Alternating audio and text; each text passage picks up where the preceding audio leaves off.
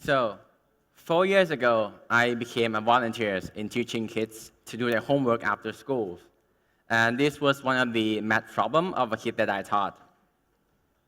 Not that it was complicated math problems, or at least for me, but the complication was that kid was blind. Because of his blindness, I had to spend 2 hours explaining him about this basic concept of triangles or so-called trigonometries, until he finally asked me to just give him an answer, so he had something to turn in the next day. This experience made me realize that education for them are tough. Most of us humans are visual learners. 75% of our learnings occur through sight. And when blind kids lose that, they lose the majority of their abilities to learn. To compensate that, adaptive educational tools play a very significant role in their education. But sadly, most of the tools here in Thailand are handmade by teachers using whatever material they can get their hand on, mostly paper. Even though the teachers know the needs, but they don't have skills in design or production. So what they can make are very limited in numbers and not highly effective or durable. So at that time, I decided that I want to help them developing the tools because I believe that those kids, they had a disadvantage. So they better have a good education to survive. So I started making things for them and then give them to the schools to try it out. And 2 years later, I set up a company and launched the first products, Lensen Drawing Kits. Lensen is a drawing tool for blind kids. It uses wool and Velcro to create a tactile line that the kids can feel with their fingertips in real time. Lensen was originally designed to be used in subjects like art, maths, science, or any other subjects that require drawing as a part of the learning process. And it's now being used in every school for the blind in Thailand. Thank you. And then one day, I saw these pictures. These pictures was drawn by a girl who had been blind since birth. Can anyone guess what the picture is about? It's a picture of rain falling from the sky. Wow. Have you ever wondered how rain would look like for a blind person who have never seen rain before, who have never seen anything in her life before? These pictures made me realize that Lensen was more than just a drawing tool. It was actually a communication tool that allows blind person to show us how they perceive the world around them. So for many months, I've been collecting interesting artwork from blind kids, and they will all be shown in an art exhibition called Please Touch. Please Touch Art Exhibition is an art exhibition that connects the world of blind and sighted people together through art. So on one side, we have 20 drawings from blind kids showing various aspects of their life. What's their happiness? What's their fear? How do they imagine things they've never seen before? And to answer big questions like, do they afraid of ghosts? What would ghosts look like for a blind person? And on the other side, we have 12 famous artists showcasing their signature works, also using Lensen. So for the first time ever, blind person can actually feel the work of Thai national artists and other famous artists. When I started doing this, I had the same belief as her and as many people in this room that education was the key to a better life, right? And then one day, I went to school to test out the new products with a class of high school blind kids. And after the class, I asked them what they wanted to be after they graduate. You know, like when you ask kids. But in that room, at that moment, there was only a silence. After a while, a few hands rose up and said, I want to sell lotteries. I want to be a masseuse. I want to work in a call center. Those 3 jobs are the best choice that they could dream of. Don't get me wrong, I have nothing against people saving lotteries or being a masseuse. But come on, life should have more choices than that, don't you think?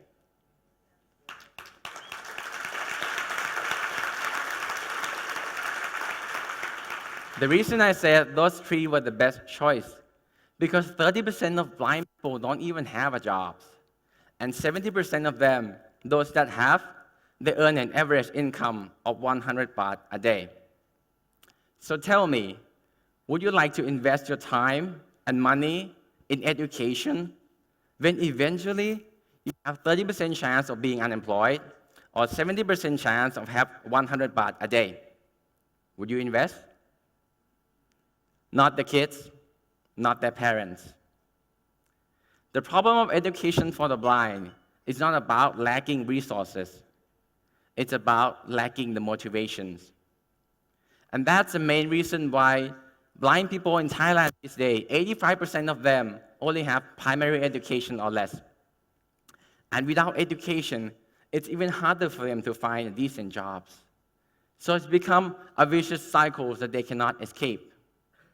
So to solve these problems, making more tools like Lensen won't do the jobs.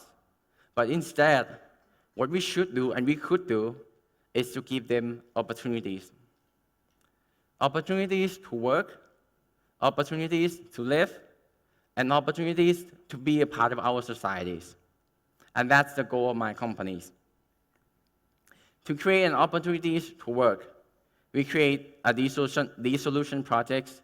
It is going to be provide skills training for people with disabilities and consulting and recruitment service for companies that need to or want to hire people with disabilities. We also organize many activities, social activities that seem so normal for us, but not for them. For example, watching movies. How many people here know that blind people can also watch a movie? Yes, they can, if a movie is made suitable for them. With audio description system, blind people too can enjoy the movies. Audio description system is an additional narration technique for blind people to enjoy visual media such as film, television, art performance, or even art exhibitions. It consists of narrators describing what's going on the screen or on the stage when there's no dialogue. So basically, audio description is like turning a movie into a book and reading it out loud. Most of the blind people that I've known are fat and unhealthy. No offense. Because for them, walking alone is hard enough, not to mention exercise. So we came up with the projects on how to enable them to exercise in the easiest way. That's running. And to do that, we brought in the best innovation our societies can offer. That's you guys. Blind people, thank you. Blind people cannot run, not on their own, but they can run if we run together.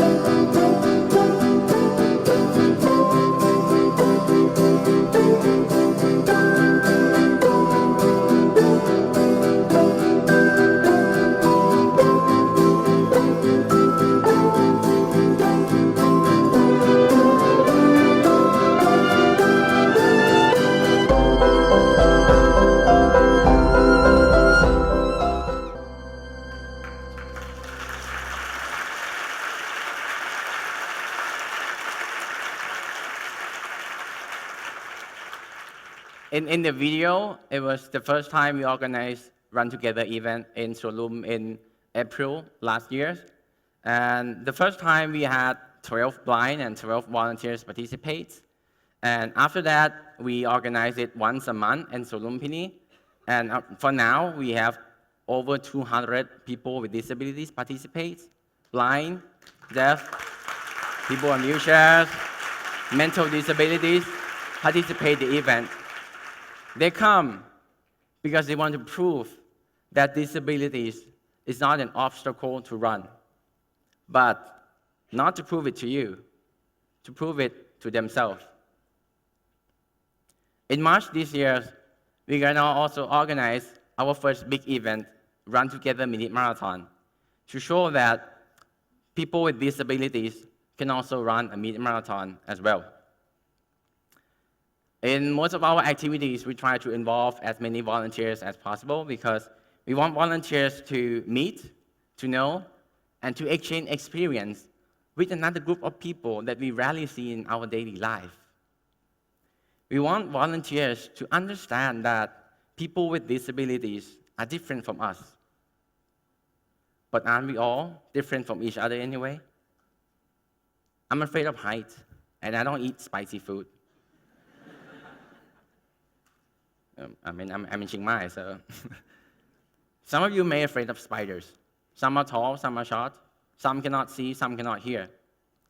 Disability is just another difference. It doesn't make them inferior to us, or we superior to them. We are all equal, we are all friends.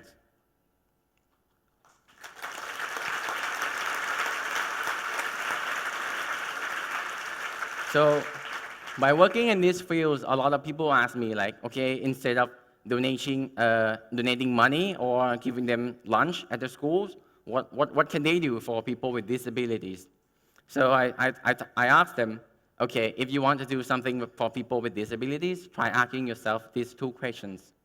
First, can people with disabilities buy your products? Can blind people buy your products? Can deaf people use your service? Can people on wheelchairs enter your stores or your restaurants? Please note that I use the word buy, because asking them to pay is also giving them an opportunity to be equal as well. The second question is, can they be a part of your team? Can they work with you? Can you work with something that's meaningful? By doing these two things, you don't need to help them in anything else, because what they really need is just one thing, and equal opportunities. I started this business in order to go out of business. That's the day when Thailand becomes an inclusive society where people with and without disabilities can live together in harmony. And to reach that goal, I need your help. So when you get back to your office on Monday, try asking yourself these two questions. Can people with disabilities buy your products? And can they be a part of your team? Thank you very much.